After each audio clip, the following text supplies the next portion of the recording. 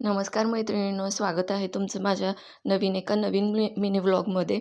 उपवास आलेला आहे, तर उपवासाला साबुदाण्याचे वडे कोणाला खायला आवडत नाहीत.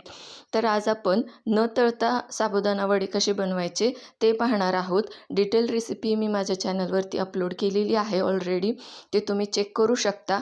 आणि साबुदाणा वडे बनवण्यासाठी अगदी 2 ते 3 चमचे तेलामध्ये हे साबुदाणे वडे तयार होतात. जास्तीचे काही जिन्नस लागत नाहीत. साबुदाणा, त्यानंतर उकडलेला बटाटा, शेंगाचं कूट, हिरवी मिरची, मीठ आणि कोथिंबीर.